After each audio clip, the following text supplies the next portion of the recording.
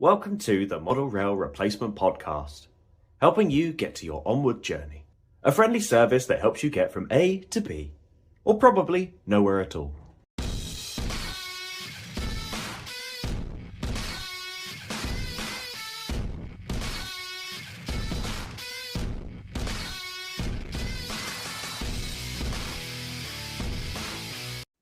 Hello and welcome to the Model Rail Replacement Podcast.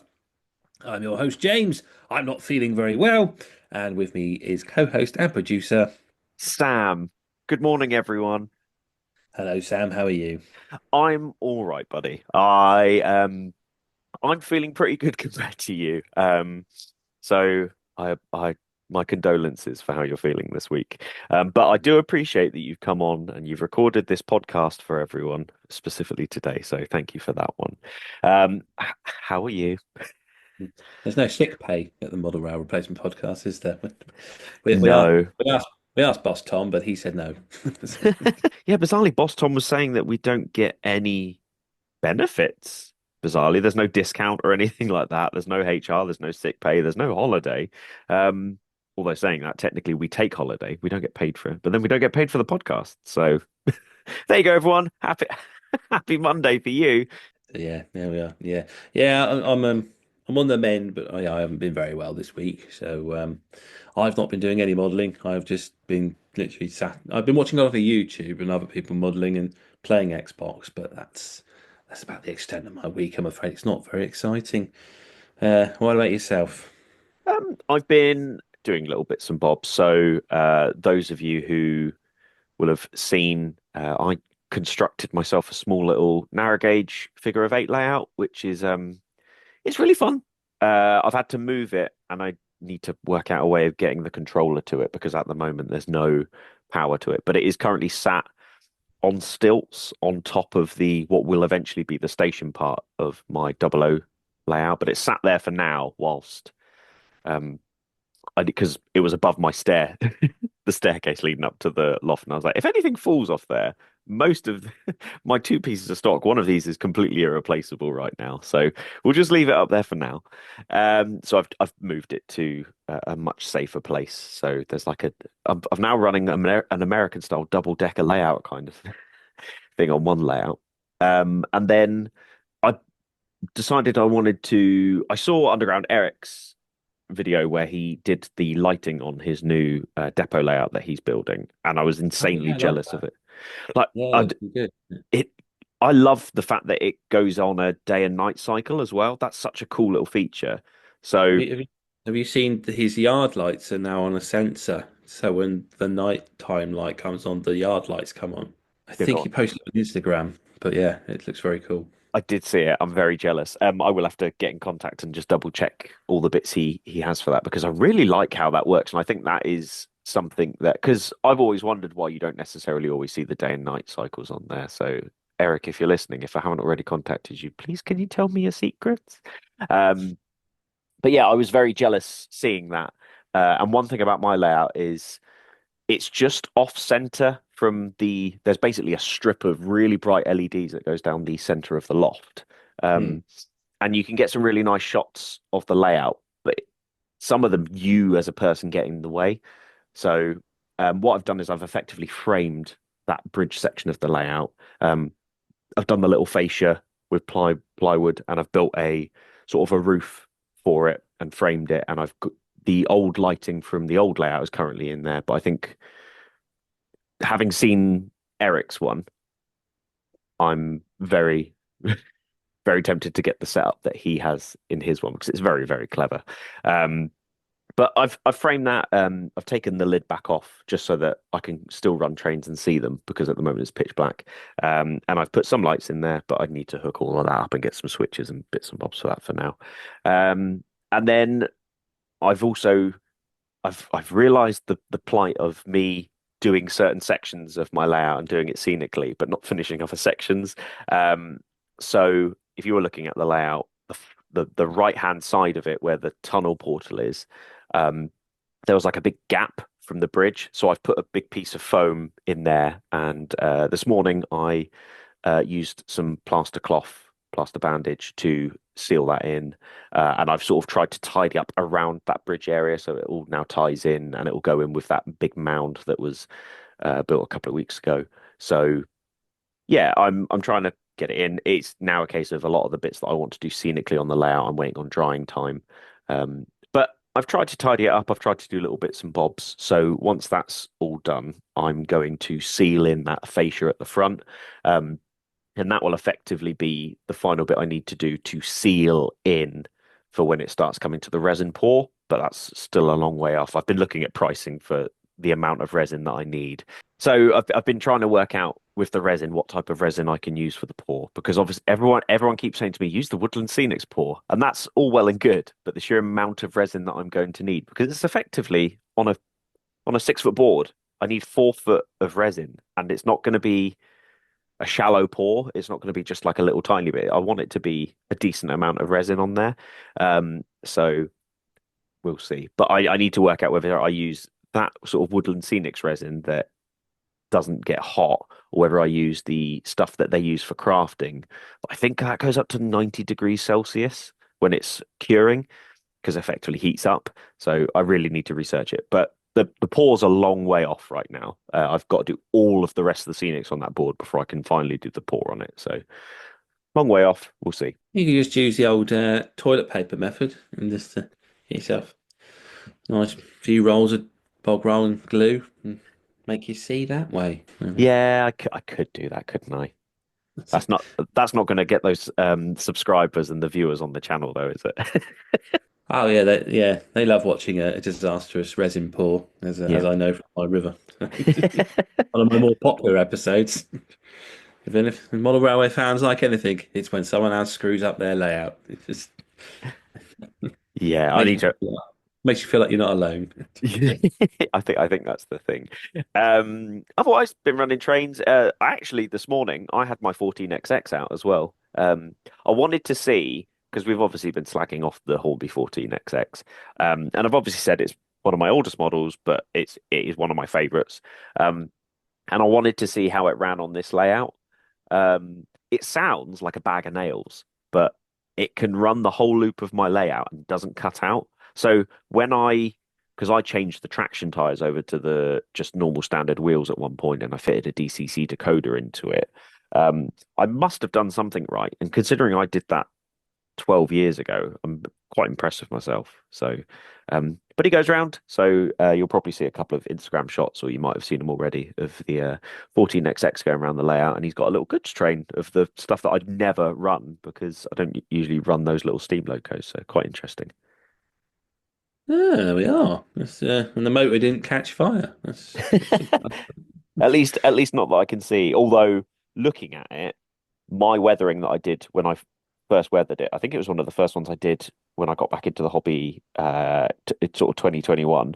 I think I overdid it. It's not you've heard it for the first time, me saying that I think I overdid some weathering. I went at it with the airbrush, and the green on it is really dark. So I'm gonna have to try and pull that back and maybe re-weather it. Empress Path undoing. Oh, well, I think we're all the same. We're early weathered stuff. I remember I used to do it with pastels. So you grate a pastel up and then use that to weather. Yeah. I used to think, yeah, they're really good. I'm thinking back on it, looking back, and I think I found some old photos. It looks awful. What was I thinking? But yeah, that's how we learn, isn't it? That's the trick to weathering is whatever you weather, unless you're one of those really jammy people that just picks up an airbrush and is an instant genius at it. There's not many. You're going to screw it up. That's why everyone always says start with a wagon. Just start with a wagon or an old body shell and have a practice until you're used to what you're doing. It's always very good advice. Yeah, that's a solid piece of advice. I think I'll obviously the Daypol one's coming out next year, so I'm not going to go to town on it, but I think I'll at least try and pull it back and maybe clear off the big parts of the body shell so that they look a little bit more shiny and have all the grime sitting in the bits that where someone's not loved it as much. But yeah, give it an oily rag finish. Yeah. Nice. dirt in the corners, but otherwise a bit of a shine to it. That'd be all right. Yeah. But reminded me though, we're talking about old boss Tom, and he's I bought one of his 3D printed signal boxes a Hmm. couple of weeks ago. So there's a bit of a queue. You have to wait for all the other customers to get through first. There's no special treatment here, but it finally arrived the other day, and I've got to say, it's absolutely brilliant 3D print. Like it's so solid, and like the detail on it's really impressive. So that's about as close as I got to modeling this week, was opening the box and just having a good look at that. But yeah, I'm really pleased with it. So yeah, I'm going to do. Will be doing a video on it at some point, like painting it up and that, because it will be part of my 009 project. But yeah, I was quite delighted to get one of his models, and I've seen it that it ventured over the seas as well. There's I think Unlucky Tug has got what's commonly called Bulldog Cottage, or the Fat Controller's Holiday Home. Saw that popped up on his layout. So yeah, he's doing all right there. But yeah, that's as far as I got for modelling this week. Um, you have reminded me, we have something that we should probably start talking about now, coming up towards the end of this month. And those who follow us on Instagram, first of all, I'm really sorry that James and I aren't really on Facebook, because I've just had bad experiences with it. James doesn't use it. I don't use it really. My stuff ports over to the Emperor's Path Facebook, but I don't use it, if that makes sense. So it's sort of linked, but I don't use it. So apologies to anyone who follows us on there, or follows our individual accounts. We don't really get to interact with anyone on Facebook. So apologies from that point of view. But also, James and I, we got up to a little bit something extra, something a little bit different on Friday night.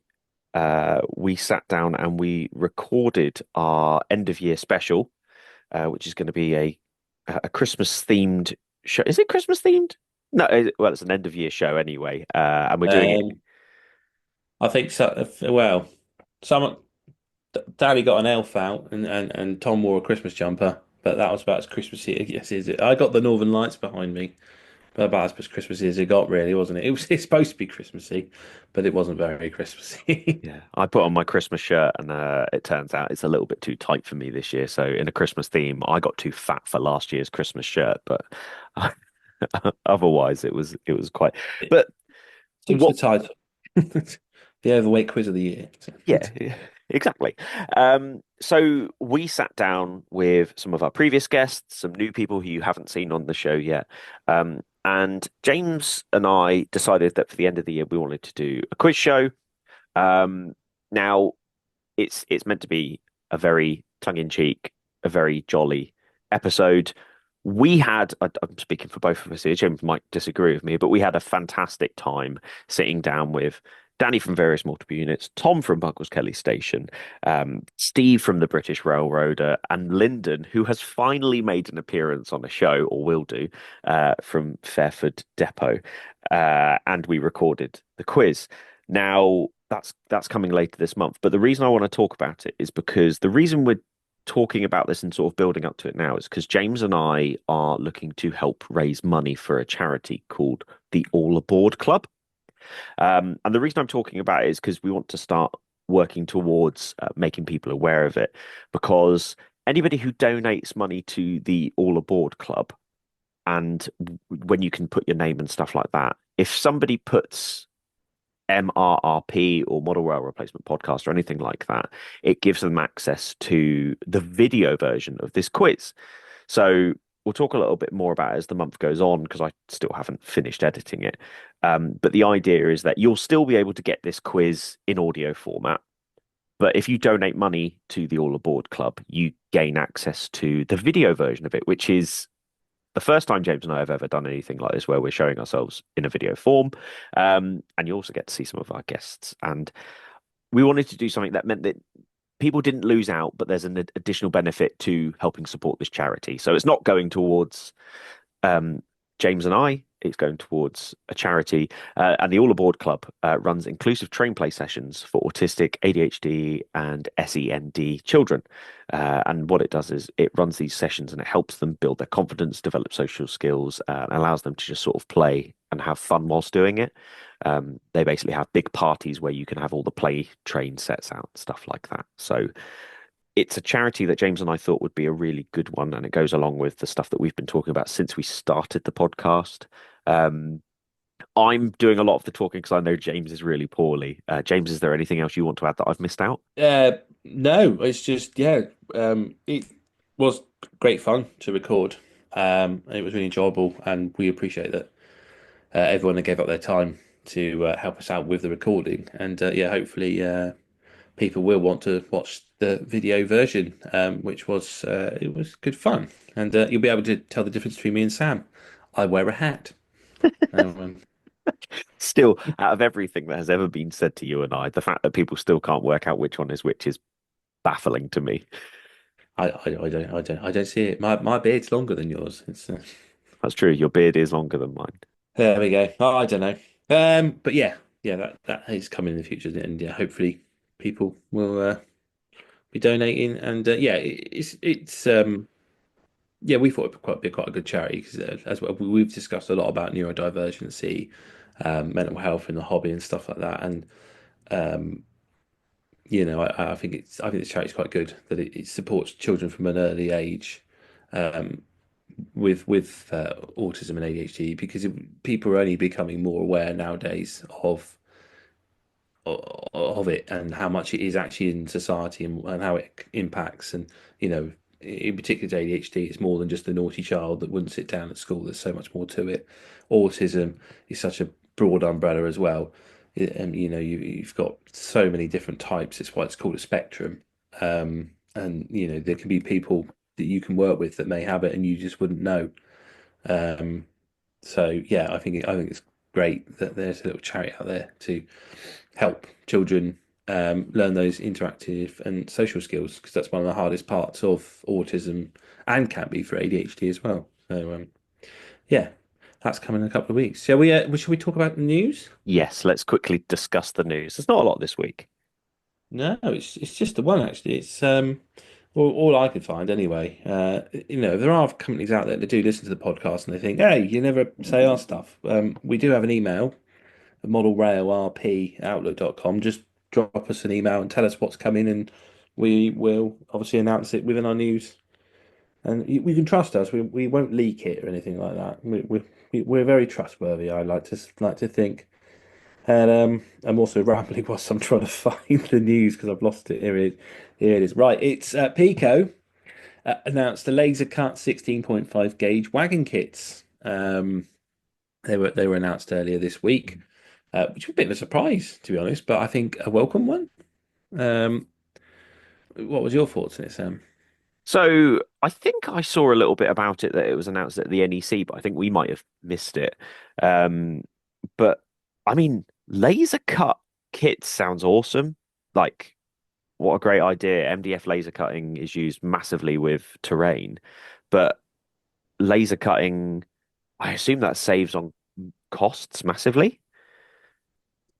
Yeah, it must do, mustn't it? Because it must be like the material and I mean a laser cut has obviously got to be cheaper than an injection um, plastic molding because obviously the tooling on that gets worn out after time from every use. So then you have to get it the tooling retooled every now and again to Yeah. keep it sharp. Which is why like you have those Daypol kits, which the old Airfix stuff. If you buy them, they're usually covered in flash because the tooling's quite worn out. So yeah, laser cutting's got to be a lot cheaper because you're just essentially just putting that wood underneath the laser beam. I mean, I'm sure there's parts that need replacing after time, but yeah, and probably more environmentally friendly as well. If they're wood cut rather than plastic, so there's another advantage there. I've um Um, I've just had a quick look to see how much the kits are. So you can buy so Pico already do. So I'm looking on Rails. They're classing it as the NG7 range rather than the O 16.5 range, okay. uh, or at least when you go by scale. However, they're listed as the O 16.5 brackets NG7 close brackets stuff. So I believe Pico are advertising it for both scales, because James and I were having a conversation before. They're for both scales. You can buy the laser cut brake van kit for 17.95. It looks like £20 recommended retail price. Then there's the open wagons, which are going for £40 for three of them, and then there's the V skips, which are available in the 009 range already for £35. So they're cheaper than the already built Pico 009 versions, correct? I think so. Yeah. I think it'd be quite cool. I would say, as we said last week's episode, a kit is always a winner for a present as well. Yeah. So I think they'll do all right. Yeah. There is one more thing to talk about. Rapido Trains announced two wagons as well. Oh, did they? I completely missed that.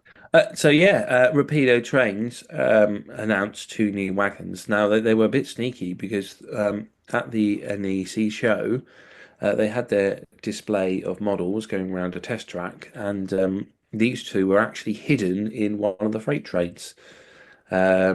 And I'm wondering if people spotted. I think only a true wagon nerd would have noticed. They're just coal wagons to me. I can't tell the difference, but they've announced a Great Eastern Railway Diagram 17 and Diagram 48 5 and 7 plank wagons in OO gauge, to be coming in various liveries. And following with that is London, Brighton, and South Coast Railway Diagram 8 covered vans in OO gauge. And there's quite a few liveries in there, I think even up to MOD. So you're going all the way from London, Brighton, South Coast through the various Southern British Railways to departmental and MOD liveries. So, so some more lovely wagons coming through from Rapido. They must have quite the range of wagons now, mustn't they? With everything they've been doing over the last few years. They're really knocking this rolling stock thing out of the park, and I think they are going for a particular era that doesn't seem to get covered anywhere near as much. Yes, they are definitely focusing on period two. The period two stuff seems to be very popular with Rapido, and obviously with customers, because that must be why they keep producing and making more. So it's nice to see, isn't it, that variation. Because once upon a time it would just be the sort of, like you say, kind of the same style of coal wagon, the same style of van, maybe a little bit different. One will be a meat van and one will be a fruit van, and the ends are different. That's how you can sort of tell the difference. But otherwise, they kind of look the same. But these sort of period two models have a little bit more distinction and character about them. Hmm. So yeah. They're quite nice. Anyway, yeah. So that was Rapido. I think that's really all the announcements. Another one actually, Rapido, is their Highland Railway Jones goods is about to arrive in stock. I think there's some still out there that you can purchase. A lot of it was obviously in pre-order, but they do look really nice. I quite like the look of the yellow one, which is sort of its 1960s livery when it was sort of doing rail tours. And I think it actually went on to the Bedford to Hitchin line at one point, Right. which is probably why I quite like it, that livery and the sort of connection there. Because I'm sure my dad said he saw it, and they were filming Those Men and Their Magnificent Flying Machines, I think was the name of the film, and the locomotive was used in that on that bit of railway line. Oh, okay. So I think that's where I keep looking again. I wouldn't mind that. And I think that's sort of the connection there, even though I didn't see it. I wasn't even born. But But yeah. it's fun how like these little connections make you want things that you might not have even seen, and I guess that's why a lot of people were into Steam, because there's like some sort of connection where X Steam Loco did X, Y, and Z, I guess, and I think that's why, and especially a lot of the earlier stuff. I think you've mentioned it that period two seems to be quite in demand at the moment. So yeah, it's interesting. Rapido seem to be knocking it out of the park. They do indeed. Right. Shall we tidy this up and move on to our middle section, in which today Yeah. we're going to be talking about sick. Oh, I'm going to try and talk about sick leave. We've not timed this perfectly that you're feeling really rough, and it's a segment I can't talk about because I don't know anything Yeah. about it. So we're really, really going to try. It's my specialist subject.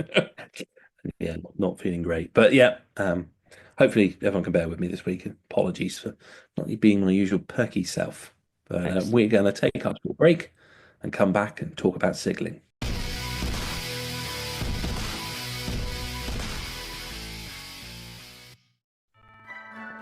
Ho, ho, ho! Merry Christmas! Hello there, little boy. What would you like for Christmas?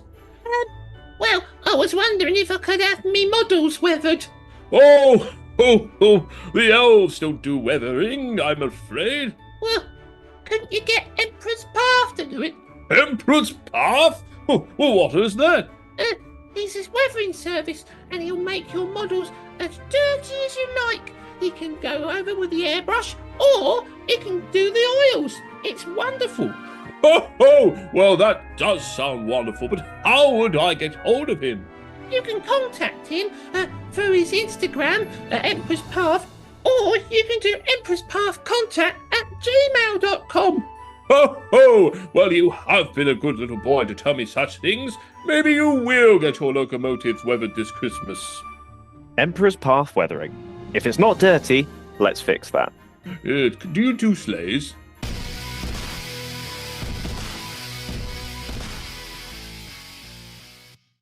Right then, so this week's subject is signals. Do you actually know what you're looking at?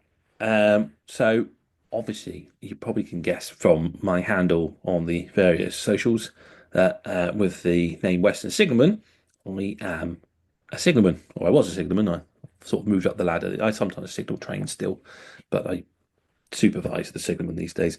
But yeah, I've had a career for nearly 14, 15 years on the railway, mostly around signalling. So I've got a rough idea what I'm looking at. But Sam, do you know what you're looking at when you're looking at signals? Do you have any idea, apart from I'm assuming that you know that red and green means go and stop? I have like little inclinations from watching other modelers who have described. So I have a rough idea to what a feather is on a signal.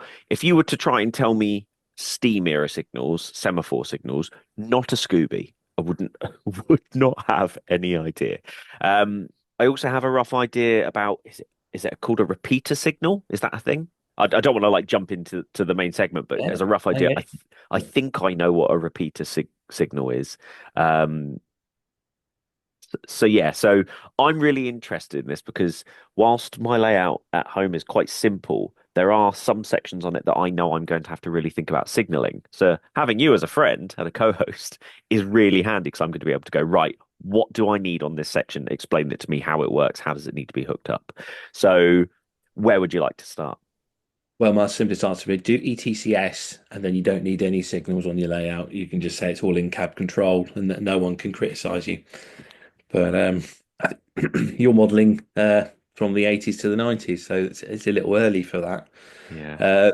We go back to the beginning of the basics. As you said, you mentioned steam era signaling, and this is where all signaling comes back to.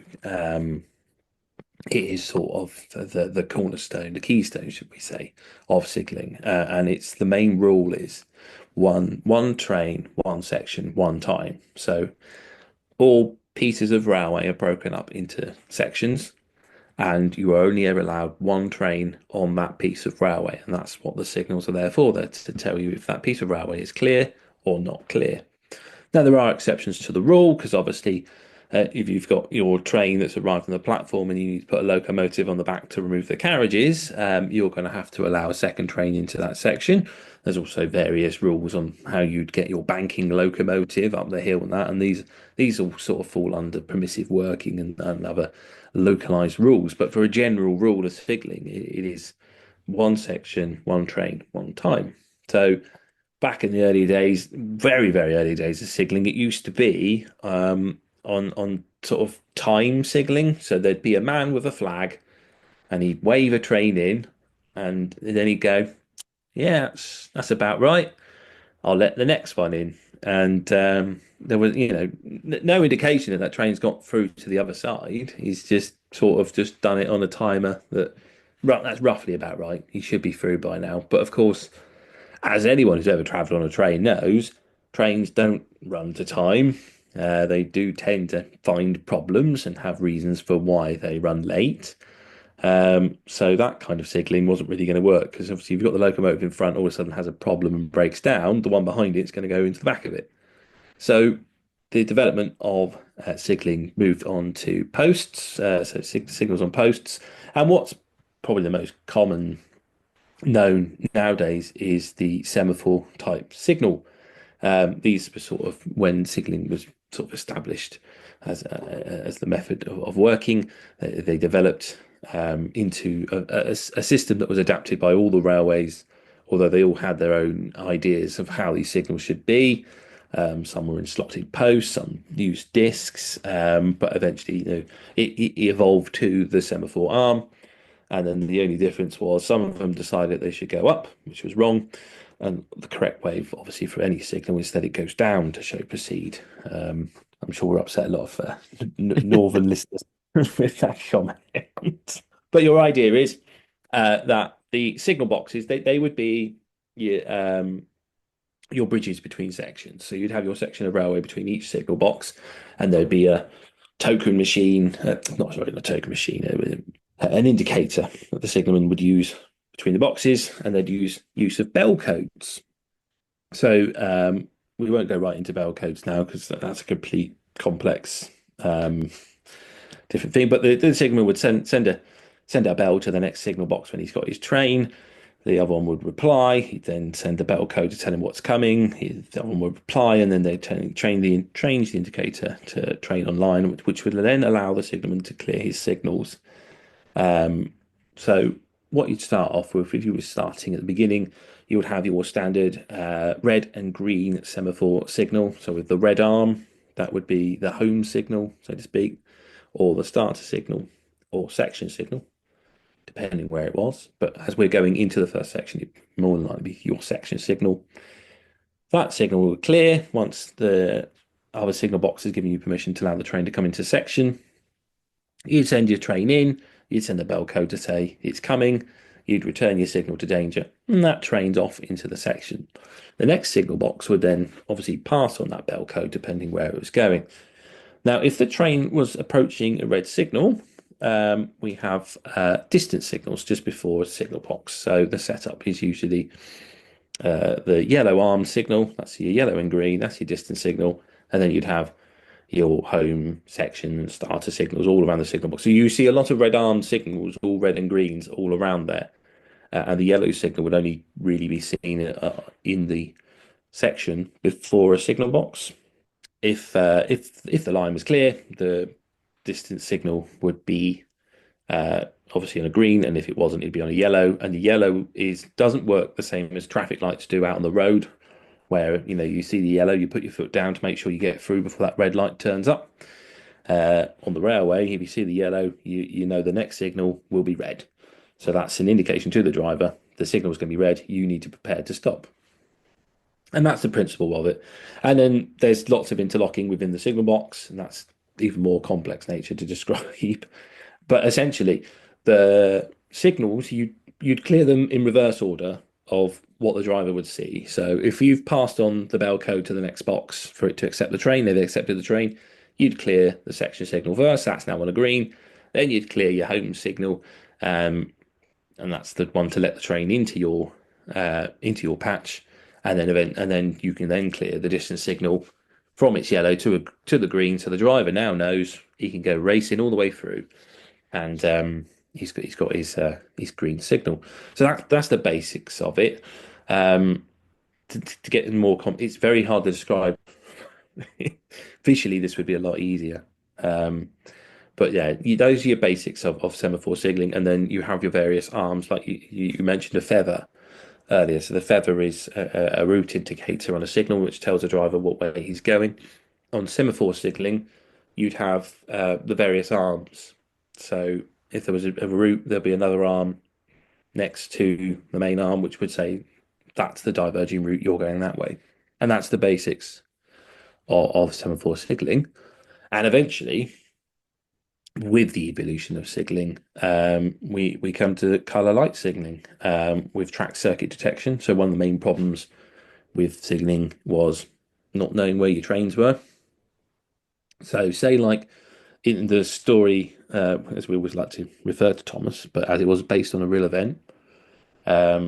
It was actually a 1400 locomotive, I believe this story was based on, around Devon. And the locomotive is still in preservation, as I found out.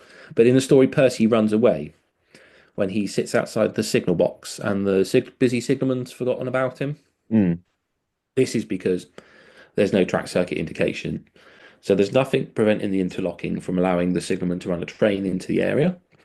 And he's so busy, he's completely forgot that engine is there. And then he's allowed, in this case, Gordon. I think in the real life it was a Paddington Express.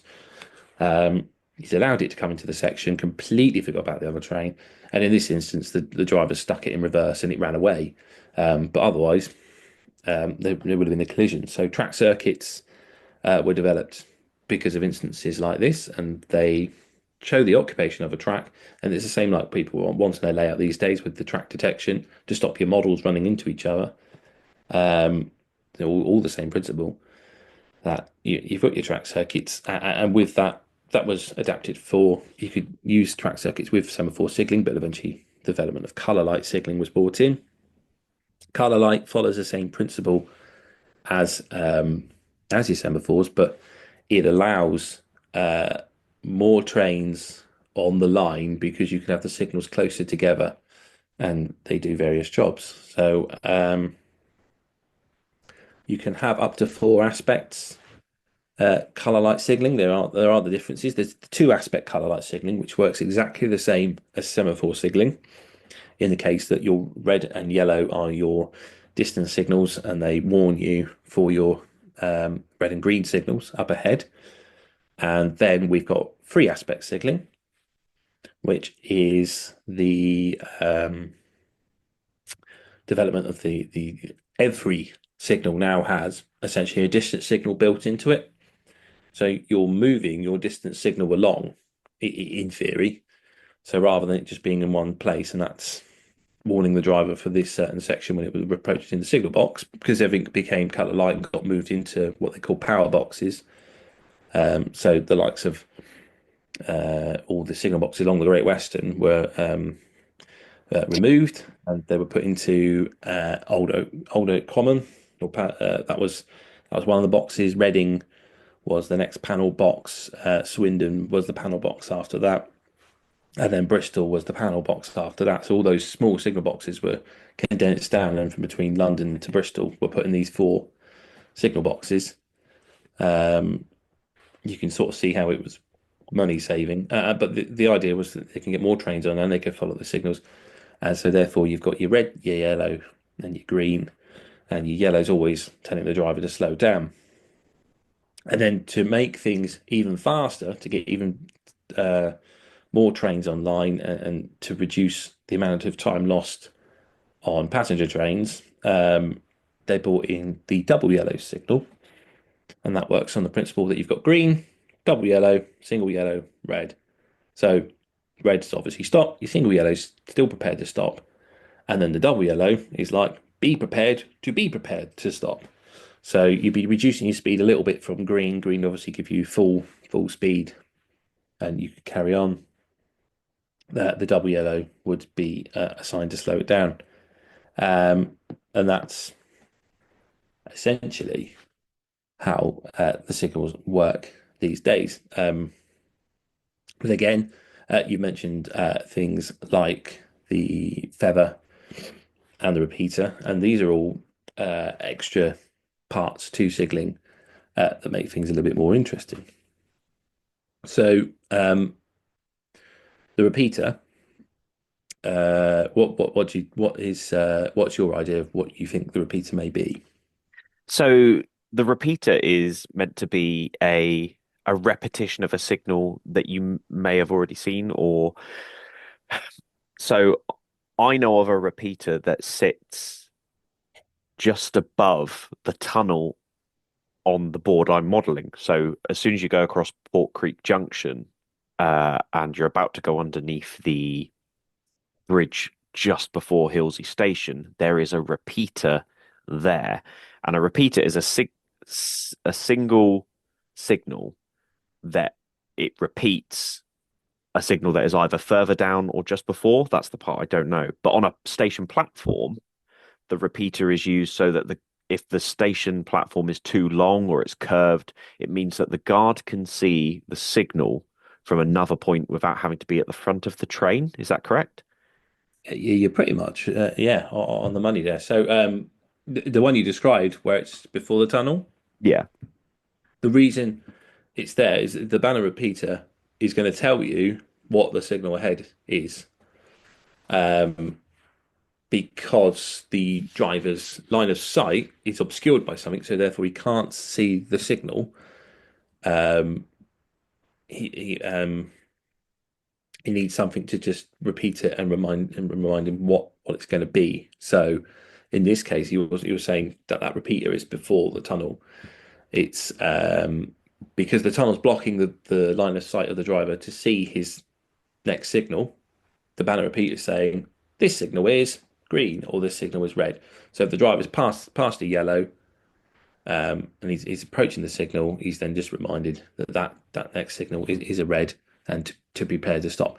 And that's, as you say, that essentially it's when the signal can't be seen, the repeater is there to allow, in the case of it's on the platform for the guard, and on the line for the driver to see these signals.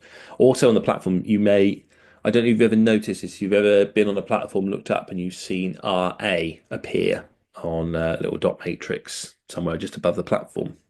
It rings a bell. I can't say for certain where or when I last saw it, but I think I'm pretty sure I've seen RA before. Yeah, so that's the same principle. That's when a dispatcher will monitor the train, make sure everyone's on board, all the doors are closed, and they press the RA button, and that will only appear when the driver's got to proceed. So the driver knows that the train is secured and that they've got the signal and they can leave. So that's kind of falls into the same as a banner repeater, but it's a reminder to the driver from the platform staff. Your route indicators are also quite an interesting one. They get many different names, but Feather is usually the most common nickname that they're called, and that's probably the best way to describe it. As I say, this doesn't help. It's not visual, but if you imagine your signal, it's got a little hat on, and there's a feather sticking out the hat, and that feather's pointing to the left.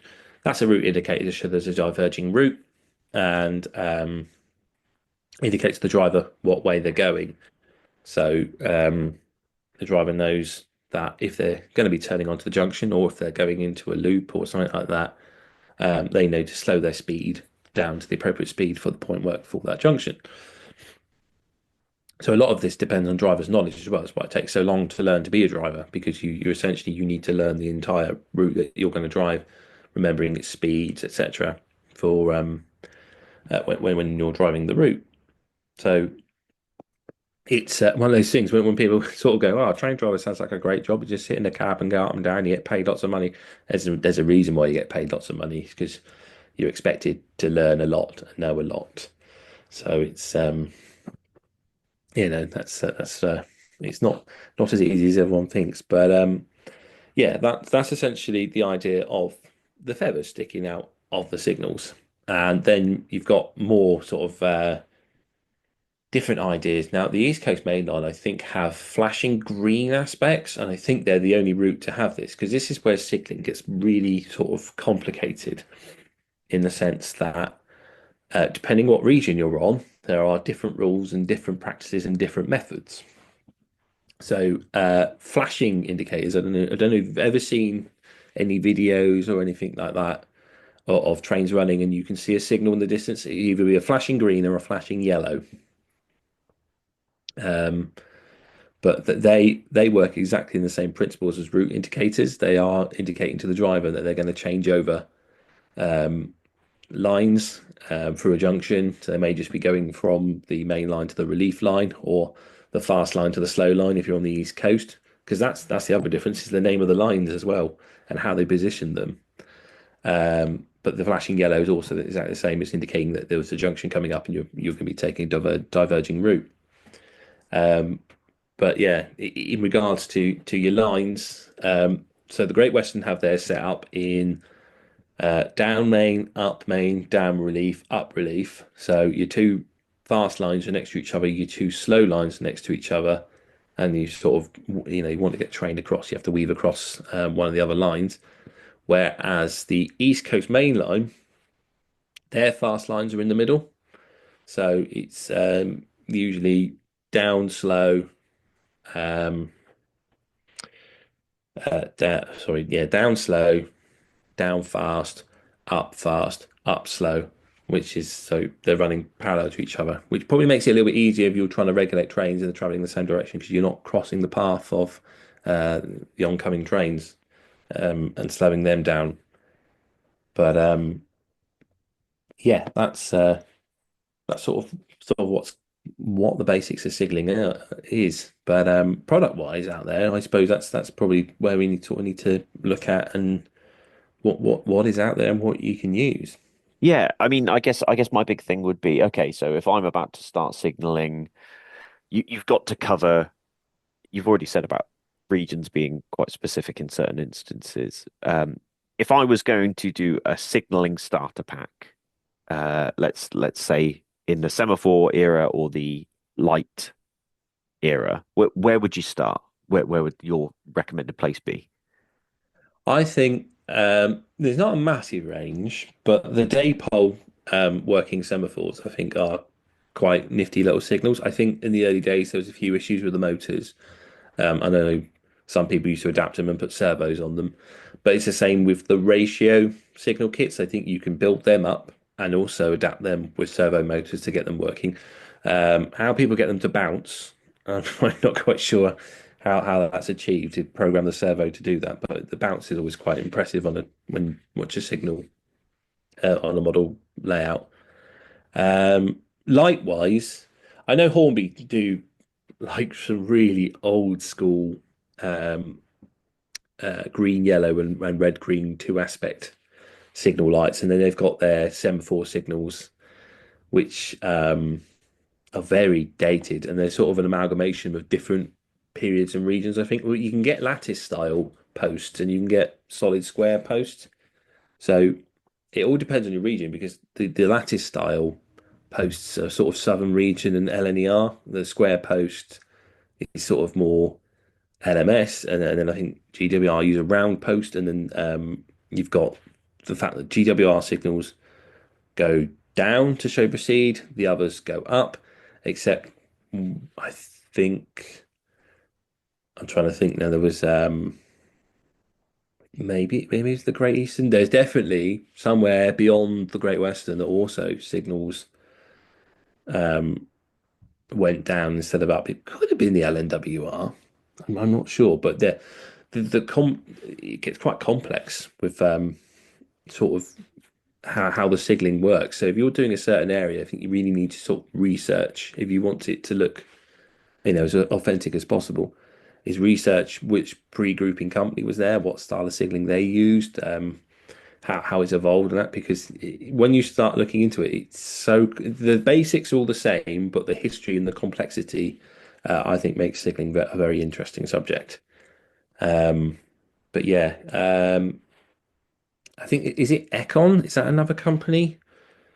I think they're called, and they I've make never, like little signal kits. I've never heard of Econ. I think they're called Econ, ECKON. I'm trying to look for a kit lying around in my room. I know I bought some.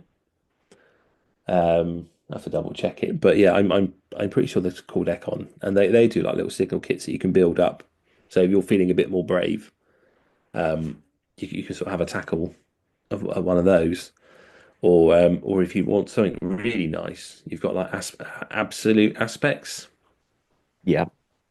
You've seen their, I mean, they're like prestige, really high quality. I think Charlie Chadwell uses them, and I think they do like custom built signals to suit your layout so they actually sort of they're bespoke. That's the word I'm looking for. So they're bespoke to your layout, to your signaling route, and they can do things like that. They can put the feathers on there or the route indicators.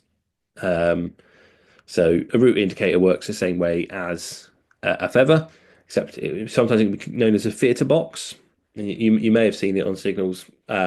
sometimes they show like 1, 2, 3. If you're going into Paddington on the gantry, so that was the other evolution of signals. It's the gantries as well. So sometimes, obviously, you'd have them on posts, but in the more larger areas like Paddington and that, you'll put your signals up on a gantry, and they'll have today's signals will have a theatre box on the side. Let's say 1, 2, 3, anywhere up to 13, really. No, 14, should I say, for the platforms. Platform Yeah. 13 doesn't exist at Paddington anymore. It's got superstitious.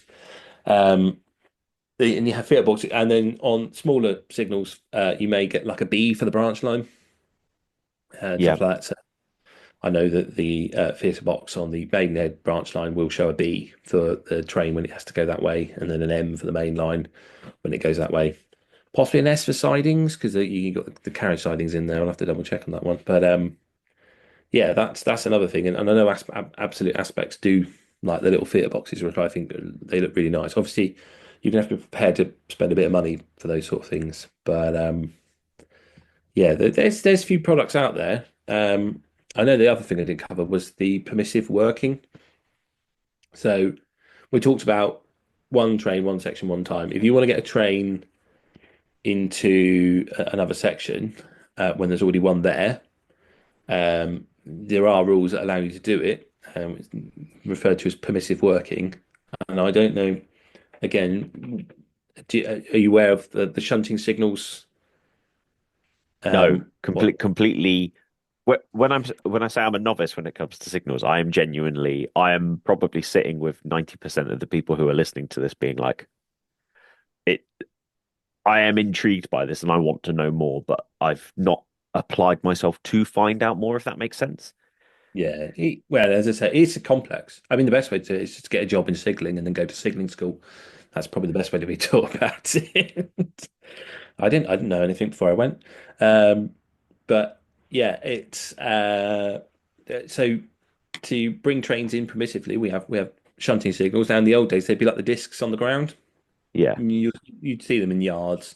I mean, yards is a completely different kettle of fish. There's lots of different rules and that, and for how you work the yard and who works the yard, and you've got points that can be worked by hand. You've got points that can be worked from the box. There's I mean, yeah, we've got I mean, just think about that, all the other types of things. There's token working as well. How that the principles of that works. I suppose it doesn't. You could apply it to a model railway. In fact, I think some of the American modelers do. I think they have like I've seen them like padlocks on the side of their layout, yeah, and you have to unlock the padlock to be allowed to use that set of points. It's sort of like the permission to do it, and I think they do it for the token working as well. But yeah, so your permissive signaling, yeah, as I say, back in the Steam days, or semaphore would be like a disc on the ground, just a little round disc, and it showed. I think they showed red and green lights. GWR had little tiny signals, like little miniature versions of their larger signals. They would be their shunt signals, and then everyone else used discs because GWR always got to be different. And and today it would be white lights. They call them the white lights. So like the two little or dolly. So you get the two white lights on a signal, just be underneath. So there'd be a white and red one, and then when you're allowed to go into the section, it'd be two white lights in a usual diagonal position showing, and that would allow you to put a train in behind another train, and then they're only allowed in certain places. You can't do it on the main line. You can do it in a loop, or a yard, or in platforms, anywhere where you'd need to attach or detach trains. Or bring them on top of each other. You were trying to stack them up. So if you're putting them into a yard, you might put one behind another. But yeah, they're quite useful signals as well. So that's kind of the principles and the ideas behind it. I can talk about token working as well if you want. It's sort of give you an idea of how you run your single line. But again, it's definitely a subject I've definitely dominated in the talking on this episode. I think it is really interesting. I feel like a lot of the subjects that we've covered in the past, where we end up going, we need a whole nother episode to talk even more about this. I like that you said about the padlock thing, and you mentioned one of the shows that you shouted out previously, which was SoCal Scale Models. They do the padlock thing, and I think it's brilliant. If you have that whole shunting idea, or you have like where you need to go X, Y, and Z with the way you're operating your layout, I think it is a really cool idea, and it adds that little bit of you can't operate this unless you do X, Y, and Z. So they do it, and I think it's really, really clever. Another company that we've not talked about is Train Tech. They do some sort of budget signals that you can purchase as well. The thing I don't necessarily understand is wiring it up, or when is it a good idea to just have a signal but not necessarily have it lit, if that makes sense. I think visually signals look fantastic on a layout. There's a couple of Instagram accounts or YouTube accounts that use them really, really well, where they have it where a train will run through, and as it runs through, it then goes red, and it will do it for a particular point of time, or it will be set on like a train block detection system. Where would you start if you were starting this? Would you advise people to go for the lit one straight away and start putting in the detection in the track? Do you go for the version where it is a signal, it's not necessarily lit? Do you go for it where you sync the signal up with your points? So for example, I know that on my point motors, I can set it up so that I can have a signal set up rather than using the frog accessory part on there, you can hook it up to a signal instead. So instead of switching the polarity of the frog, what it will do is it will switch the signal for you. So you can effectively, so when you switch the point, it will switch it from a green to a red signal. So it means that if you've put your points in a particular way, it will change it to red, which for me seems like a really clever idea and a really useful way of doing it. But is there any harm in, when you're building your model railway, not having lit signals? Or is it one of those, obviously we try not to tell people how they must operate their layouts, but for you as a signalman, is it worse to have a signal that never changes, or to have a signal that's not even lit? What would you say is the biggest faux pas amongst the two? I think that is something that for me scares me as a modeler. Is it better to have a signal that's not lit and then never changes, but visually you can see the signals there? Or is it better to have a signal that's lit and always stays green? So this is the thing, when you say that, is I think once you know the principles, you can spot the errors a lot more at model railway exhibitions. And anyone who watches my videos will know that I will make passing jokes at any signal errors that sort of appear in videos. And it's never a knock at the modelers, because there are some brilliant model railways there that do have working signals, but they don't always work correctly. We went to the model railway show in Didcot a few months back, and there's a layout there. Apologies, that they'll know if they're listening, they know who they are. It's a lovely modern day layout set in the Western region. It usually does have working signals, but they said to me after I'd made the comment on the video, they said, "Oh yeah, we were having problems with the signaling system." And I was like, "I thought you were," because I'd seen it before and I'd seen it work, but the train kept passing a red signal. And that's one of the things I notice straight away on a layout is spadding. Anything that spads and just keeps passing the red signals is, I think if you to answer your question, I think color lights, if you're doing color light signals, yes, it's nice to have them lit up. I think it improves the look. I think it makes the railway feel more realistic. If you are not, you don't feel skilled enough to get the signals to respond to the train movements, I would say probably keep your signal on green rather than red. I mean, traditionally the signal would allow the train to pass a certain distance before it reverts back to red. But I could probably find that a little bit more forgivable than if you kept your signal at red and just had the train keep passing the red signal. That just feels a little bit more wrong.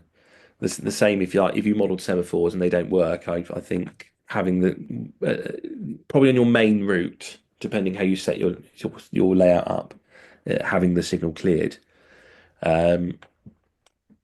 I mean, it's one of those things. It's because I say passing red signals or trains. There's one layout that stuck in my mind, and I feel a bit mean because it was like a junior layout, and I think it was the Swindon Museum when they put on a exhibition. They're usually about September. It's usually the same weekend as the International Engage show. So I haven't been for a long time, but when I did go, there was a layout there, and I think it might have been the junior members of the club. But they had two trains on a circular track, and one would pass, and the other one would be right up its bottom, like by a carriage length, and it just infuriated me because I was just like, this is wrong, so very, very wrong. The trains should not be that close together. Um, the one behind it should be stood at a red signal right now, letting the other one draw ahead, so the other one can then follow another sequence of signals. But yeah, it all comes down to your understanding of it, isn't it? And it's like I think train tech, as you mentioned, are quite good because they have signals that will change color. You can wire them up, and they'll follow a sequence, so they won't follow the train detection. They sort of run on timers, I think, which I think is a good way of getting around it. If you're not confident enough in putting train detection in your track, I think timers you can get away with it because at least then the signals kind of follow a process, dependent on how you run your railway. Yeah. So I think they're probably quite a good one to start with. And if you are looking at signaling and you're not sure where to put your signals as well, that's the other thing, isn't it? Because I think you mentioned it earlier, didn't you? It's you want to do it, but you don't know where to put them. I think the rule of thumb is if you looked at your layout and you looked at mostly the point work, if you looked where a train could run, but another train could run into it, that's where you need to put a signal. So obviously they protect junctions, and we talked about route indicators because they'd show you what way you travel through the junction. So that's probably the first place you need to look when you're building your layout. I think you've talked about you're going to do a terminus station, aren't you? Yeah. So obviously the starting point for the journey for the train would be at the terminus, so therefore it would need a signal at the end of the terminus platform to start off with. And you'd need one coming into the platform. So if you're putting signals to come into the platforms, to see how your signaling knowledge is, see if you've been paying attention. What aspects, if you're doing color light signals, what aspects do you think you need on your signal coming into the terminus station? Coming into the terminus station, would you need a 2 aspect before the final point and then a 3 aspect at the set of points before it, so you knew that you would be coming to a stop? Yeah, that's it. Yeah. Oh, thank God. So I was so worried then. what color is your 2 aspect? What color is your 2 aspect? So your 2 aspect would be yellow and red because you wouldn't need a green because you're coming to the stop. You're coming to a terminus, so you wouldn't need the green because hopefully you're getting ready to slow down by that point anyway. Yeah, that's it. Yeah, a fundamental bit I've missed out, but obviously you've picked it up. Is you can only get a green if the next section is either yellow or green. You can never have a green to a red unless you're going back to those old semaphore style signals when you were in the what they call the station area of the signal box, station limits, I think they'd call it. But yeah, in today's modern signaling, yeah, you can only ever get a green if it's approaching a yellow or a double yellow or a green. You can't get a green to a red. So the buffer stops, obviously, I don't know if you've ever observed the buffer stops in the platforms of any terminus station. They have a red light on them. I hadn't noticed that. That red light is a signal. Oh, okay. Does that stop? Don't go any further than here. You'll go into a building. So yeah, you get a yellow to go into you always get a yellow to go into the station for a terminus because the next signal is and will always be red for stop here. You'd be a bit worried if the drivers don't, but yeah, that's how you'd set it up. So there's principles and aspects like that of signaling where you need to consider the logic behind what you're planning. And that's probably the best way I can say to anyone is follow it logically.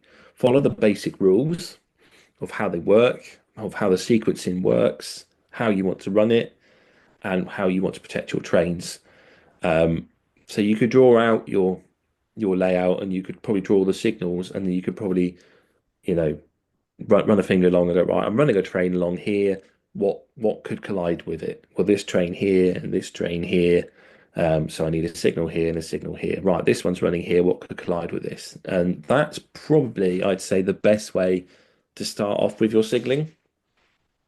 You can then look at, like you mentioned, you've got the banner repeater just before the tunnel because there's a signal the other side. If it's just plain line section of track, the plain line section of tracks are only ever broken up to allow more trains into that area. So obviously in the days of steam, you may have what they would call an intermediate signal box in the middle. But otherwise the section would just be from one signal box to the next signal box. And that could be a very long piece of line. That could be a good 10, 12 miles. And that's a long time to wait for a train to clear section, especially if it's like an unfitted goods, it's probably doing a maximum of 30 miles an hour. It's going to take a while to clear through there, and you've got your passenger train waiting behind to come through. So the idea is that we take that 12 mile of track and now we break it up into every 2 miles, we put a signal. Now you've got more time to get the trains into the section and they can share it. So that would be the next part of it. And I mean, the other thing is obviously most people's model railways, I think a generous size model railway like mine or yours, if we scaled it down, would probably only be half a mile. You probably only see one signal in that section. I think, in honesty, if on my layout, there would be signals just before the point work on the scenic section, and that's probably the only signals you'd really see in the distance that we're modeling. But as we like to compromise and compress and fit things in, that's probably the other sections you then just look at and go, well, I can fit if I'm stopping my train at the signal at the points, I can fit a 10 coach train up to here. So I probably want my next signal, probably a couple more coach lengths just beyond, and you could just have it on the corner kind of thing. And that'd probably be the other way of looking at how to do your signaling. And I'd say that would probably be, if it's a fictional line, that's how I would work out my signals and what to do. But yeah, as we say, there's lots of great products out there, and I think Train Tech is probably a good shout. And they say absolute aspects for you more bespoke if you're feeling generous and want to invest in those, because I think they're absolute. I've only seen Absolute Aspects a couple of times at shows. I don't know if you've ever seen their stuff. Physically, it shows. No, I don't think I've ever really seen them. So I saw them, I think they were at the NEC a few years ago. I mean, this stuff is absolutely beautiful. I wouldn't get it. I wouldn't buy their stuff now because of children in my house. I just feel that these absolutely gorgeous things would just get damaged. But when the children can appreciate things and not break stuff, definitely I think something to look into getting. But a costly investment, I think, but definitely one that's worth it if you want something that's sort of beautifully detailed. It was just stunning, absolutely stunning products that they were producing. But yeah, if you're sort of starting, I think semaphores, you've got to go with the Daypole working ones. I think they're just fun as well. I think it's fun to just, especially if you can get get it to work on a lever. I think there's nothing more fun than pulling a lever and watching the signal move, and watching the points move like you were in a proper signal box. And I know you can. I think like the ratio stuff, you get pulley systems to make the signals work. So you don't even need to motorize them. You can just use a lever on a pulley system and it will make the signal work like it would on the ground. Yeah. So I think something like that is a good starting point. Those Hornby signals are not bad, but they don't light up. And I think they look a little dated these days. But yeah, But if you were starting off, I suppose they wouldn't hurt to be placed, just to have an idea of where your signals are. Yeah, that makes sense. So in closing, there's a lot of information for people to process. I think it might be a case that in the future we might have to do like examples, like maybe an 8 foot stretch of plane, or let's look at my layout for me from here. So we're talking, what's that? So a 13 foot section of track. What you would have in a yard, what you would have in a straight piece, what you would have in like a station area, like all these like various little bits and bobs. I think it might be a good idea to sort of further down the line to sit and work out, okay, so if you were doing this in semaphore era, here's what you'd probably need if you were modeling this region. And then likewise, if you were modeling in a modern day era, here's what you would have in this sort of era on there. Does that sound like something we could possibly do in the future? Yeah, I think so. I think that's the trouble is it's I think it's more of a visual thing to get Yeah. people to see. Maybe we can make it as a video Patreon only. So if you want to learn about it, you have to sign up the Patreon. But yeah, it is because we can. Have you got any? Do you plan to have any sort of branch lines or single lines on there? Anything like that? So ironically, yes, I do. So my plan is that so we've got my two main lines that go round and round and round and round. And the idea is that as you come under the tunnel, I've got a scissor crossing. Now, the scissor crossing's in there for two reasons. One, it means that transferring trains from one line to another on my railway is very easy to do without having to take entire trains off and then put them back. Mm-hmm. But it's also there because I'm adding amalgamations of the three big stations in Portsmouth, and one of them is that as you go into the Portsmouth Harbour, there is a scissor crossing there. But I've also then almost on the, let's say the down line is the line heading towards Portsmouth Harbour, which would be the line at the back if you were looking at my particular layout. Now, as you come through the scissor crossing, straight after that, then there's a Y point. And if you go right on that, it heads towards the harbour. And if you go left on that, it takes you into two terminating platforms. Now, the idea is that the first platform that you come to will be one that you could physically have a train go into and go out of. And the idea is that physically you could have the signalling set up for it. Now, there's going to have another one that is completely isolated from the rest of the layout that could go out on that line if need be. But the idea would be that that's actually going off towards the imaginary, what would have been the South East branch line. And I've always had that imagination of if it never closed sort of thing. Okay. So let's say that would be so that would be my platform 4. And the idea is that it could go off onto the main line if it wanted, but I'm going to have a shuttle system that runs that off, and it actually goes behind the bridge section. You can't see it. It goes off in a shuttle system, and then wait a couple of minutes, and then it will come back. That's my plan. Yeah, that's quite cool. So that sort of thing. This always comes down to how much you want to make it like the real thing. So your single line, obviously, you're working it, and you know what way you're going to send your train, so it's going to go that way. You know when it's going to come back. If we went into the real world of railways on single lines, now some of them follow a more modern practice of signalling system, allowing the train detection system to work. So before the line to Kemble was doubled, it used to be a single line when it was operated from Swindon Panel, and that had an axle counter in there, and that would count the axles going in, the axles going out, and that's the way that piece of signal line would work. Whereas nowadays, still on the branch line to Bourne End, which is a single line, that is worked by token.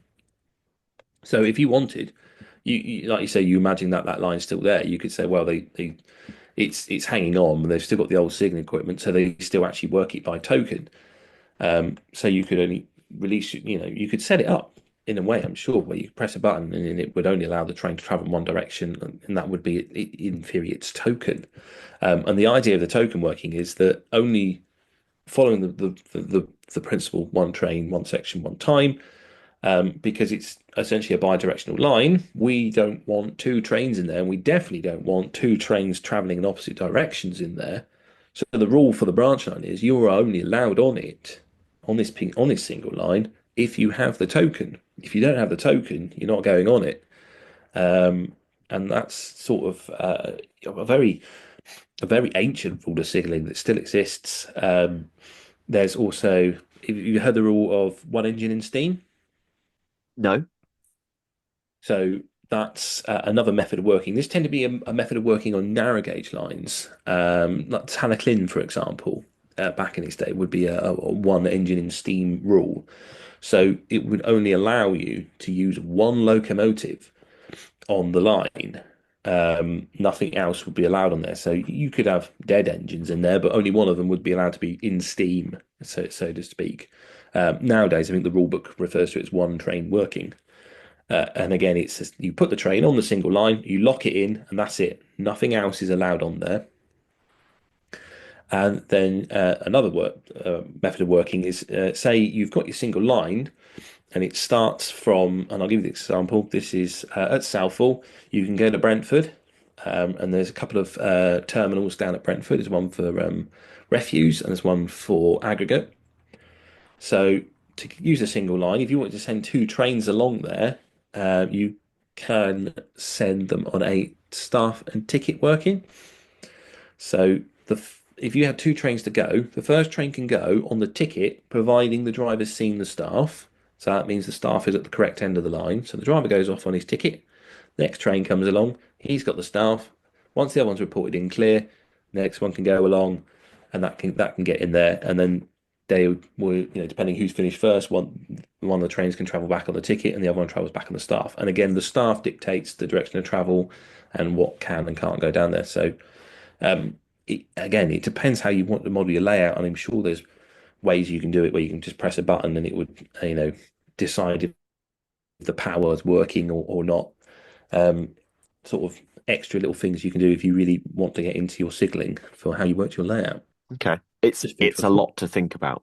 It is, but and I've been writing down notes as we've been going through this, because I've come into this conversation very much, bar the occasional bit that I know from other people mentioning it. I've come into this in a nice way, in the sense that I'm on the same level as a lot of the people who are sat at home are.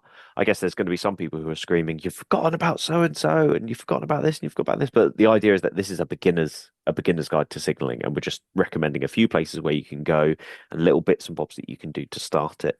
I guess one thing that you'd possibly say is, if you've got a straight piece of track that's a very scenic piece, and the idea is that it's a backwards and forwards, or it's a very, like mine, where you've got that bridge section where it's a straight piece, you're not necessarily going to have loads of signals. So if you wanted to get started, I guess start on the areas that are less complicated, and then you can move into your station areas or your junctions and your depots and stuff like that. Would that be?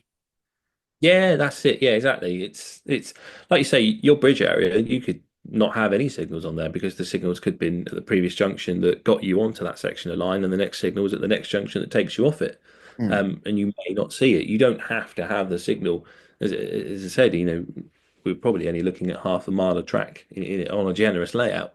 But if you did want a signal in there, then you don't need loads. You could probably just have one in the middle, which breaks it up into sections. So you could have one train pass through, and then a little while later, another one crawls up and stops at that signal, because the one in front is doing its station duties off scene. And sort of gives that sort of realism feel, I suppose. That that's probably a good place to start. Is, like you say, on a scenic section like that. If you were modeling semaphore signaling, I would probably replace that color light signal with a distance signal, or maybe an advanced home signal can be the other one. But that's getting to the more complex arrangements of semaphore signaling. But hopefully this has given people ideas and maybe inspired them to even do a little research into signaling and how to model their area. So I guess the big thing is are you happy that if somebody has a question about signaling, they can approach you and ask your knowledge on it? They can. I do charge a fee. Signaling. Oh God, what's the term? I'm signaling consultancy. Yeah, that's it. Consultant. What I'm going into. Yeah. You must pay for my knowledge. But yeah, no, I don't know everything on signaling. There's people I know through my job are just fonts of knowledge. I don't know if all fonts of knowledge are the correct term, but yeah, I've met a few people that really know their onions when it comes to signaling and like some of the more obscure stuff. And you know, other people know more about the historic signaling. I mean, backing signals, that's a great one. You know, Percy and the backing signal. We got back onto Thomas again, but again, based on real life events. I always thought that because Gordon and James made up backing signals, that there was no such thing as a backing signal. But there is. Go on. Somerset and Dorset used to have backing signals. So if the freight train couldn't get up the hill and it got stuck, there was a backing signal to allow the train to come back down the hill to have another go. Interesting. So yeah, it's once you start looking into the area that you want to model, you know, you might really like the area because of the locomotives that ran through there, or the type of traffic that passed through, or just because you think you know it's a pretty area to model. I think one of the more interesting, exciting things of doing research when you're planning a model railway is having a look into the signaling systems, especially you know when you have an appreciation and understanding of it and how it works. And you might find some of the more interesting locations are ones that have really interesting signaling, but aren't essentially the most prettiest to model as a model railway. The Lickey Incline is probably another one. I mean, the Lickey's obviously fascinating for the fact it's got these bankers, but I think the way that was signalled as well, I mean, that had a bit of an interesting setup, and probably Shap as well. And anywhere where banking locomotives were, because obviously we're having lots of trains in section, and the banker would tend to slow down at the top of the hill before it came back, kind of thing. But again, we'd be venturing into the more complex areas of signaling. But all I can say is it's definitely, if you're interested in it and you really like the subject, and as we said at the beginning, you could just place signals, and you know, as a rule of thumb, put them where they protect the other trains. If you're not sure, just think what's its job and what's that signal doing. But yeah, if you want to expand into it, I would recommend just sort of having a little bit of research and getting into the subject, and getting an understanding. And you might find that there's another aspect of railway modelling that you didn't realise you really like. Well, that's been really, really interesting. I hope everyone at home has enjoyed it. And I think without trying to cut you off too much, is that a good place for us to stop today? Oh yeah, we could go on all day, and obviously I'm not feeling 100%. So You've done very well to do a lot of talking in this, so I'm very proud of you. Apology. My only concern is obviously I'm not feeling that great, so my voice isn't as exciting as it usually is. So I'm a bit concerned that I may have been talking in a boring voice about a boring subject, but hopefully it's not been that way, and people have found it interesting despite the slight lack of enthusiasm in my tone this week. I enjoyed it. So regardless of other people at home, I enjoyed it. I know I've got the benefit. I can walk away and go, right, okay, so what kind of signal do I need here, James? And then we go from there. But yeah, I've really enjoyed it. Thank you very much for even considering how poorly you've been, that you've gone, and you've pretty much talked very, very well about this subject for us. So I think for the first time this season, I'm going to say it's probably best that we go and take a break, and we're going to come back to you with our social media shout outs.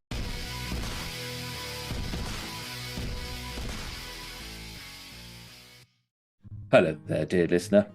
We thought we'd just take a moment to talk to you about our Patreon. For the last few weeks, Sam has been putting out an advert impersonating David Attenborough, trying to entice you to give us your money. And you were right not to do it. But now we ask you from the bottom of our hearts to follow us on Patreon.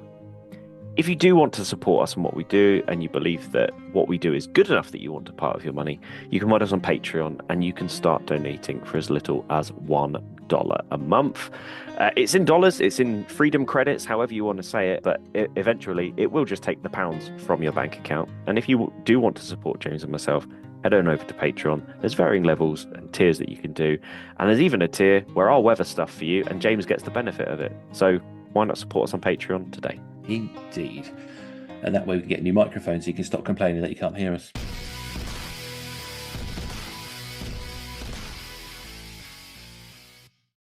So we're back, and that was mostly me talking about Sigling, and hopefully you did enjoy it. As I say, said to Sam, I was a little concerned with my poorly voice, lack of enthusiasm, and the subject being quite a heavy one.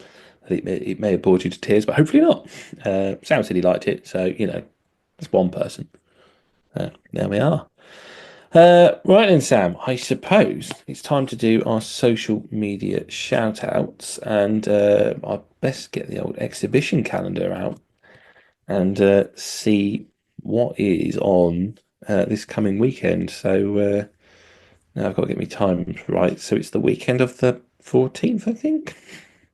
Yes, the weekend of the 14th and 15th of December. I imagine it's either going to be really hectic as sort of like the last semi weekend before Christmas, or it's going to be absolutely dead. So we'll have to see. But building up to that Christmas, just to try and buy some time for James. I hope everyone's got their Christmas list sorted, and I hope last week's Fight Club episode. I don't know about anyone else. I really enjoyed doing the episode because it helped us go outside of our box. But one thing I did want to say is I realized I went to Bunter's Yard for one of the series. We didn't even touch some of the other manufacturers that are out there. So just as a little shout out to sort of say there are other things out there as well. You can go to 4D's kits for additional kits for your 009 builds. There's Scale Model Scenery. There's West Hill Wagon Works. There's all these like little companies that make all of these things for our model railway. So I felt bad after the fact, and I was like, we could have gone to other manufacturers for all of these different categories. So I apologize that we didn't. I mean, obviously it was really good that we went to Bunter's Yard as someone different, but then I was like, I missed off so many different companies we could have gone to. Well, yeah, but I did a bit. I hadn't done my homework, and it's sort of a last minute rush to. I just went to one shop, but I think we did try to say there were other people out there, but I think we also emphasised, if you did feel that we missed you out and you did want us to talk about your product, we are open for sponsorship. Just saying. Do you know what? When I came up with the idea of sort of trying to do like a Christmas present buying thing, and then you said, why don't we make it a fight club? The thing I wanted to talk about the most, and I'm really shocked I didn't put it on there, is Train Sporters. So Train Sporters make the cases that I use not only for when I moved house, they allow you to put all of your different bits of rolling stock and locos and stuff. And I'm surprised I didn't put them on the list because they're such a good item. But I guess because we have the categories, my mind instantly went to, well, I need to pick something that is LMS or BR and stuff like that. So it completely went out of my mind. But they're too expensive to have been a stocking filler, which, by the way, never happened. I'm really sorry. We just didn't have the time that week. So apologies to everyone. There was no stocking filler. Completely my fault, not James's. Yeah, we were busy recording future episodes of the podcast, so we didn't have time. But it's a worthwhile one that we've already mentioned earlier, and you're just gonna have to wait until Christmas for that one. But yeah, right then, we'll get on to the model railway exhibition calendar, and first up is Saturday the 14th, Cooper and District Model Railway Club at Cooper's Christmas Model Railway Show 2024. This is at the Corn Exchange at St Catherine Street in Cooper and Fife. I hope I'm pronouncing that right. Whenever I go beyond the borders of England, I tend to pronounce things dreadfully. Saturday the 14th is John Sutton Models and Steam at Lapworth. This is the Lapworth Village Hall in Old Warwick Road, Lapworth, Warwickshire. It's a garden railway event with live steam on the SM32 layouts and electric on the G45 layout. And there's traders in attendance. And 14th of December is the Norwich Model Railway Club, and they have a club open day and church crib festival, part 2. So don't know why we've missed out part 1 here. But the Rosebery Road Methodist Church in Rosebery Road, Norwich, Norfolk. This says it here. This is the second of their 2 open days on consecutive Saturdays. So that's why it's part 2. Saturday the 14th also is the West Midlands Engage Club, and they have a club open day in Christmas Tree Festival. And it's at the Tipton Green Methodist Church, 167 Park Lane, West Tipton, West Midlands. The weekend of the 14th and the 15th is probably the biggest show of the December, I'd imagine, because it's the Manchester Model Railway Society. I do believe Tom from Buggles Kelly is going to be there. It's the Christmas Model Railway Show, and this is the Sugden Centre, Sydney Street, Manchester, and Greater Manchester. So yeah, if you see Tom, go say hello to Tom. Have a look at his fine products. The Christmas Model Race Show, yeah, is to return to their new central Manchester venue. Right then, the 15th, this is the last exhibition for this upcoming weekend. It's Model Railway Quest, and I had a feeling it was something to do with Dawn Quest, and looking through the description, I don't think I'm too far off. This is Woolwich Model Railway Show in London, at Shrewsbury House at Bushmore Crescent, London, Greater London. 21 scenic layouts, including original Thomas and Friends models from the TV series. Debut layouts include the Lady Killers, which I do believe is Dawn Quest's layout, which is probably where the title of this exhibition has come from. Another one called Hengst Road, and possibly the world's first ever underwater model railway. So, yes, it's quite an interesting one, to be honest. Few things I wouldn't mind just going to see the models from the Thomas series. Although I did see some of them at Drayton Manor earlier in the year in a deplorable state, very unlooked after. Anyone that decided to go to Drayton Manor just so they could see the Thomas TV models, it's just don't get your hopes up.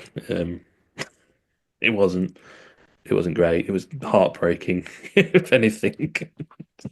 But there we are. That is the exhibitions for this coming weekend. Right then, social media shout outs then, Sam. Okay. So my social media shout out this week, it was going to be something different, but then James has just reminded me of a YouTube channel that I used to watch and then just disappeared. And sorry, James, if you were banking this one, but you put it in my mind. This episode, I'm going to recommend the Scrapline. Now, the Scrapline is an Exeter-based layout, but it is definitely a beautiful one to watch. Now, they do try and model it based on Exeter station and stuff like that.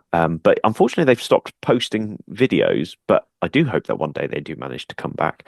But there's some absolutely fantastic shots that they've got. And obviously, there's a lot of Class 50s that run on this particular layout, and I do enjoy it. Yeah, the Scrapline. Yeah, we were talking about it off air, weren't we? And wondering where it had gone.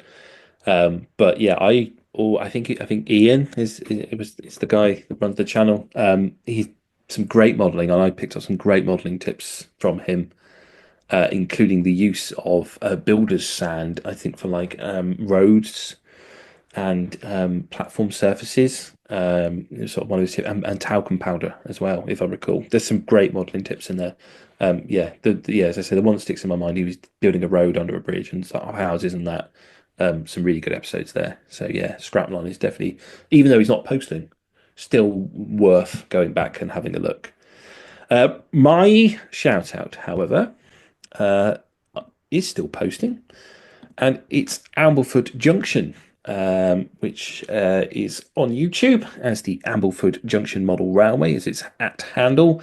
Only 727 subscribers. It's an absolute outrage. Should be a lot higher, because if you enjoy watching running sessions and just watching trains run around in a nice built, scenically modelled layout, Ambleford Junction is just for you. There's some great videos there. It's steam based, so you modern era modelers may not be so interested, but I always like to have an open mind when it comes to trains, because all trains are great and everyone likes watching trains, not so much trams, but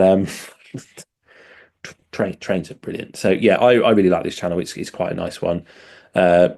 Supposedly set somewhere in the western region of British Railways, but there are a lot of off-region interlopers that venture into these videos. So yeah, my shout out, Ambleford Junction Model Railway. Right then, well, I suppose that just leaves us to finish off with our usual social media shout outs. So Sam, if people are looking for you because you owe them debts and money and they want to get hold of you and you're not answering the door or your phone, how to get an hold of you? First of all, you can get hold of me at Western Signal. I'm only joking. It's at Emperors_Path on Instagram. And if you want to find me on YouTube, it's Emperors Path. James, if they want to get hold of you, how can they do it? Yeah, it's Western Signalman on the Instagram and the YouTube, or via the email westernsignalman@outlook.com. And as always, the Model Rail Replacement Podcast does like to post on its Instagram account, so come find us there. Model Rail RP is our email address. I realised I just started going into the next thing before saying the next thing, but I was thinking about something else. I think we're near 1,000 subscribers on Instagram, aren't we? 850, I think, last time I looked. So yeah, Wow. we're slowly approaching it, and there's a T-shirt up for grabs. That's it, isn't it? Yeah, that's it. We were promising a T-shirt to anyone who becomes one of the 1,000 subscribers. I'm sure anyone that becomes a subscriber just beyond the 1,000 will put you in the wheel as well. I won't be doing the spinny wheel on my computer; it killed it last time. But yes, that's a promise that's out there that we haven't really posted on Instagram to say come subscribe. But yes, find us on Instagram, Model Rail Replacement Podcast. Possible T-shirt coming your way, depending. And email us at modelrailrp@outlook.com. So that ties us up for this episode. Next week we have, is it Southwest Max? Yes, we're getting Southwest Max on the show to sit and have our questions with us. Excellent. So he'll be our final interview of the season as we draw to a close, and then following that will be our Christmas special as we close out for the year. And as we say, it's going to be a big one. We've got lots of guests on there, so keep an ear out for that. But in the meantime, hopefully for the while, we've been entertaining, informative, and have replaced your model railway, if only just for a little bit. I've been James. And with me has been Sam. Thanks for listening. La la la la la la la la. This service terminates here. Please ensure you take all of your personal belongings with you.